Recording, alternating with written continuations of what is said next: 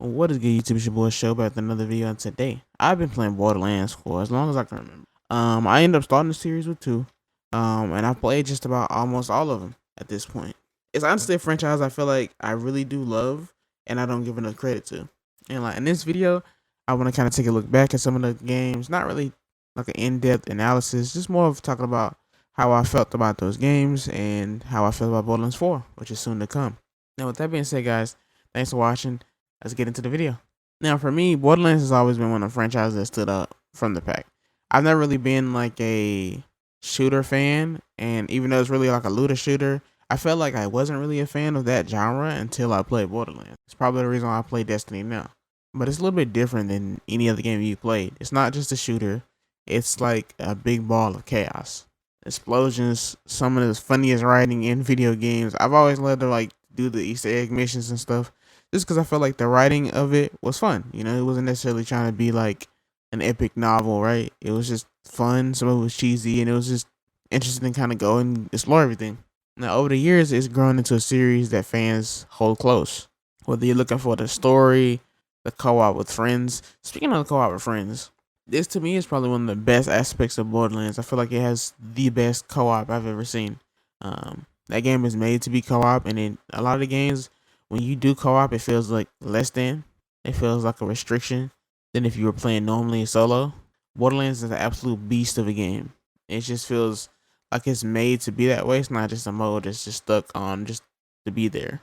But that's definitely one of the funnest things about Borderlands. And also like opening the chest and getting a gun that shoots birds out or that shoots other guns. Borderlands I've always had wacky weapons, and that's one of my favorite things about the series. They are very innovative with how they do stuff. There's always a feeling of if I grind, I'll get something nice. Something, a grind reward system is fire. Borderlands 4 is now on the horizon, and the hype is real, man. The hype is sky high for me, at least. But before we start talking about the future, I'm going to take a step back, kind of revisit all the games that kind of brought us here. You got the original Borderlands that laid the foundation, the fan favorite of Borderlands 2, what came before with the pre-sequel and how they kind of experimented with that, even the story-driven version of Tales of Borderlands, and of course your favorite YouTube twins in Borderlands 3. But we got one left. We cannot forget about Tiny Tina's Wonderlands, because I will actually speak on that a little bit later in the video, but I actually really enjoyed that game. But each of these games leave its own legacy. They're all a piece of the Borderlands legacy, but they are their own individual fans. Not everybody's a fan of each game. Let's have a little fun with it. Let's ask the big question: can Borderlands 4 live up to the hype? I started at the very beginning. Borderlands 2009, one of the best games ever made. Fire, innovative. I'm gonna be honest. This is the one Borderlands game I haven't played out this list. It's not necessarily that it was bad. I think it's at a point I was actually past this. So like when I started Borderlands, it was when Borderlands 2 was out. So I just skipped immediately into 2 and never got to play 1. I've heard good things about 1. Maybe we'll go back and give it a chance. But even though I haven't played it, I gotta admit it set a blueprint, which would become one of the greatest games of all time. Like I said, a lot of the staples in this game would make it into future games that would make what Borderlands 2 became make so much sense. Like the looter shooter, the randomized guns, the RPG style of leveling, and the 4 characters to choose from. This would be a staple that is known throughout the Borderlands franchise. Now, we get to Borderlands 2. This one I got a lot to say about, but not really. Now, Borderlands 2. This is the game I kind of got into. When I got into it, that's when the DLCs was dropping, and everybody had pretty much kind of played it or was wanting to play it again. This will remain one of the best games ever made, and that is hands down. This was like, for me, back into 2012, I was 13 years ago? That's insane to think about, but this game was so fire. It had some of cool side missions and stuff. Still remember the one where you had to go find like the Ninja Turtles. It was like an Easter egg there.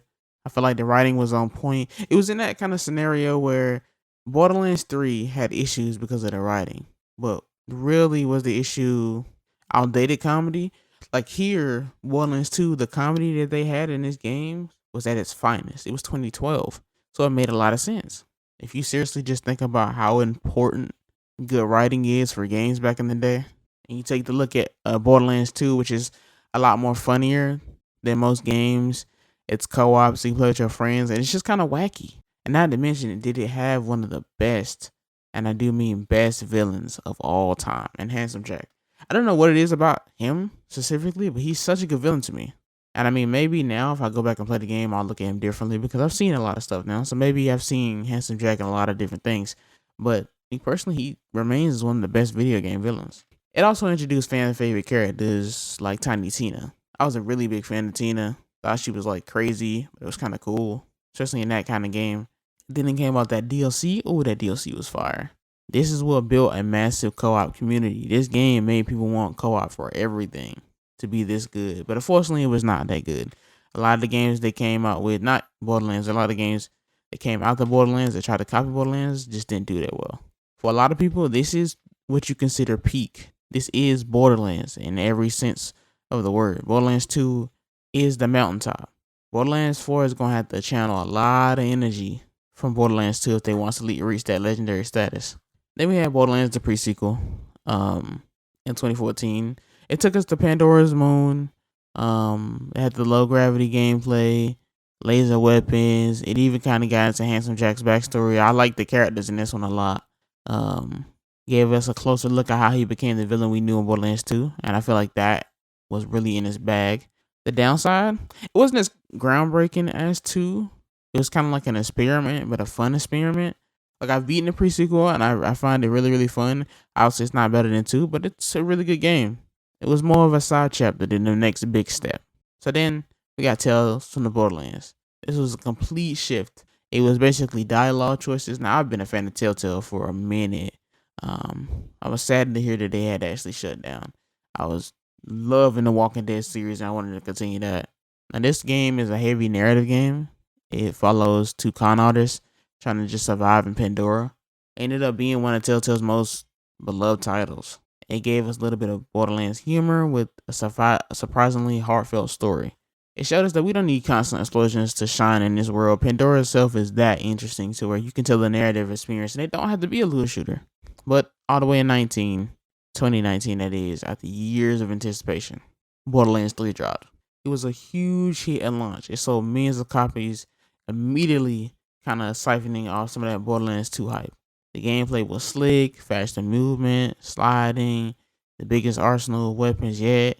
Each Vault Hunter had multiple skill trees. I mean, kind of like similar to other games, but it let players really experiment more and more and more.